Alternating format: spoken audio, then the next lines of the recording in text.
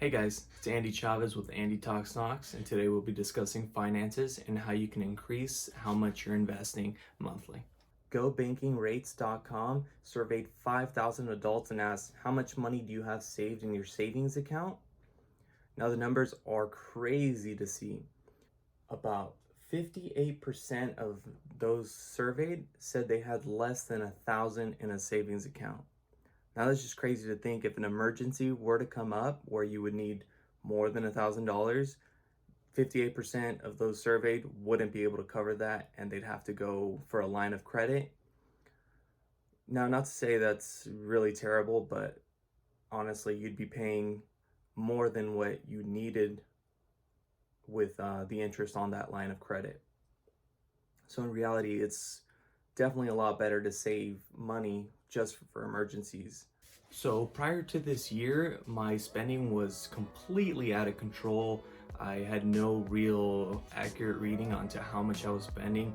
I thought I could save just by tracking, how much I'm spending, just by, every time I see how much I spend, just kind of monitor it that way. But in reality, just looking at my bank account and seeing how much was in there, I could see how much I could spend. And when push came to shove at the end of the week, I was definitely going over. I mean, my credit card was an all-time high prior to this year. I didn't even really know how to go about it. I was just paying like the bare minimum. Sometimes I put in a little bit more, but the thing is, my spending would be much more than what I was putting into my credit card, and that definitely did not help. At the beginning of this year, I decided to get a little bit more serious when it came to my finances. I decided to write down on pen and paper how much I was spending and try and keep track of it that way, but in all honesty, that took forever, and I just kind of got sidetracked, and there'd be some days where I'd miss it, and I'd go weeks without doing it, and then getting back on track with it was tough. So, I needed to find a better way to go about this. I was fortunate enough to come across a YouTube video from another YouTuber about Mint.com and how to track finances using that. Since then, I've used Mint.com religiously. I'd be on that every day, tracking my spending that way. And the best part about Mint.com is that it's free, and everybody loves free. There is another one I also like to use, but it's not free, and it is more advanced, to say the least. It does better with budgets. It's called youneedabudget.com, and I do recommend them as well, but when it comes down to it, we all love free, and I recommend Mint.com for that. Mint.com has definitely opened my eyes to how much I was spending in various categories. Mint.com will allow you to set budgets for certain things that you want to spend on, such as fast food. For me, fast food was my highest spending of all my spending, just because you'd go into one place and then spend more than you'd want to. With Mint.com, Mint tracked 7-Eleven purchases as fast food, and that's basically where I was at every day before work, buying an energy drink.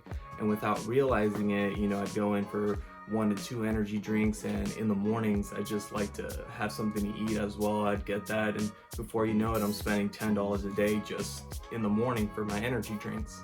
What's great about Mint.com is that it allows you to link all your bank accounts and investment accounts into one area to quickly get a glance at each account that you have, which is always great. You don't have to log into your various bank accounts. For those of you that have multiple bank accounts and savings accounts, you can just look at them from one app.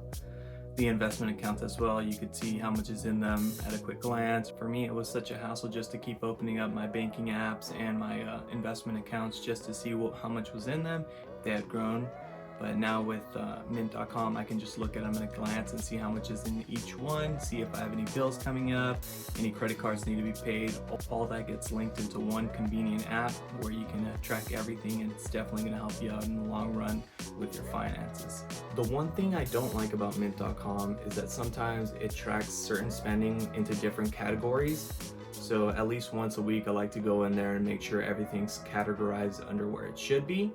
It takes about anywhere from 10 to 20 minutes just to get it done, but honestly, it does help with keeping track of your finances.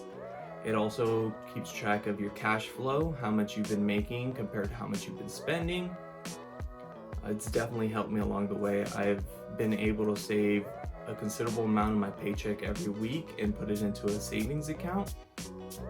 And then I've also been able to budget as to how much I want to move from my paycheck into my investment accounts, where I was able to cut spending in certain areas to increase my investing. And that's honestly the best way to go about investing, is to cut back on spending where you don't need to spend and be able to put that into an investment account.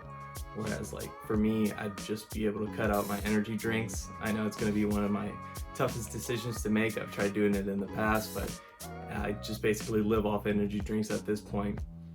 But definitely if I were to cut back on going to 7-Eleven in the morning, save those $10 a day, I could be investing an extra $100 a week or so. Alright guys, if you find yourself being in that 58% where you don't have that $1,000 to cover an emergency, I do highly recommend Mint.com. Not only will it help you with your finances, but it'll also let you know how much you can invest. For those of you guys asking how much should I start with, how much should I be investing, Mint.com is going to be a great tool to help you figure that out on your own.